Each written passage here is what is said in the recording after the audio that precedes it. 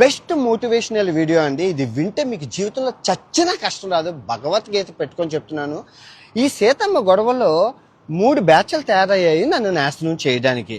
అయితే first batch బత్తాయి batch, రెండో బ్యాచ్ బెట్టింగ్ బ్యాచ్, మూడో బ్యాచ్ చిల్లర బ్యాచ్. సో వీడు దొరికాడు, ఇదే సమయం వీళ్ళ జీవితాన్ని నాశనం చేద్దామని ట్రై చేస్తారు. ఫస్ట్ ఈ బత్తాయి బ్యాచ్.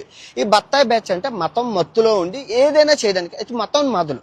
సో వీళ్ళు ఏం చేశారంటే, వీడు దొరికాడు కాబట్టి వీడు మతాన్ని మార్చేసి ఈజీగా కొట్టేద్దాం అనుకున్నారు. అది వాళ్ళ ప్లాన్. సో ఇప్పుడు నాకు తెలుసు కదా, సో వాళ్ళకి ఏదైతే కావాలో వాళ్ళని రెచ్చగొట్టి, ఈ బత్తాయిలను రెచ్చగొట్టి, ఇంకా రెచ్చగొట్టి ఉప్పు కారం బత్తాయిల్లో వేసి, దానికి తోటి నేను మతం మారిపోయానని నేనే వీడియోలు ఇచ్చి స్టఫ్ ఇచ్చి వాళ్ళని రెచ్చగొట్టాను. వాళ్ళందరూ వస్తే నేనెవరిని బాగా సాన పెట్టిన కత్తిని, ఇప్పుడు బత్తాయి ఇచ్చి కత్తికి పడితే ఏమవుతుంది, కట్ అయిపోతుంది. అలాగే కట్ చేసేసాను, జ్యూస్ చేసుకుని తాగేసాను. బత్తాయి రంగు యాపిల్ ఐఫోన్ కొనుక్కున్నాను 2 లక్షలు పెట్టి.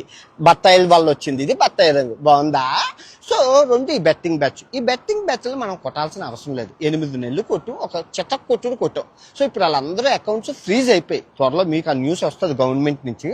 వాళ్ళ డబ్బులన్నీ ఆగిపోయి, పెద్ద పెద్ద క్రికెటర్లు ఆగిపోయి. సో వీళ్ళు కూడా అకౌంట్లు అన్ని ఫ్రిడ్జ్లు అయిపోయి. సో ఇది మనం కొట్టాల్సిన పని లేదు, ఆల్రెడీ చచ్చిపోయిన పాములు. ఇంక ఈ చిల్లర బ్యాచ్. ఈ చిల్లర బ్యాచ్ ఎవరంటే ఉల్లిపాయల కోసం, టమాటాల కోసం, న్యూస్ ఛానళ్ళు, యూట్యూబర్స్, ఒకటి ఎవరైనా డబ్బుల కోసం, వ్యూవర్షిప్ కోసం, ఫాలోవర్ల కోసం, వాళ్ళ ఇష్టం వాళ్ళు నాకు ఎంటర్టైన్మెంట్. ఈ మొత్తం ఈ గొడవల్లో నేను ఎంజాయ్ చేశాను అంటే వాళ్ళే నన్ను ఎంటర్టైన్మెంట్ చేసింది. నన్ను నవ్విస్తూ జోకులు వేస్తూ చేశారు. End of the day no issue. So నేను 12 లక్షలు సంపాదించుకున్నాను ఈ గొడవల్లో ఈ 15 రోజుల్లోని. వాళ్ళు 1,00,000, కొందరు టీవీలు కొనుక్కున్నారు, కొందరు ఫోన్లు కొనుక్కున్నారు, కొందరు వాషింగ్ మిషన్లు, ల్యాప్టాప్లు, ఇవన్నీ కొనుక్కోసి ఎవరు కూటు కోసం కోటి విద్యలు. ఓకే, ఇదంతా పక్కన పెడితే ఒక 2,000 నుంచి ఒక 5,000 మంది దాడి చేసిన స్టిల్ నేను ఇలాగా హ్యాపీగా మీ ముందు తొడకొట్టి మేసం మెలేసి మీ ముందు ఉండడానికి గల కారణం న్యాయం, ధర్మం నా వైపు. అవి ఉన్నోన్ని భగవంతుడు కూడా ఏం చేయలేడు. మీరు న్యాయంగా ధర్మంగా ఉండండి, అంతా మంచిగా జరుగుతుంది.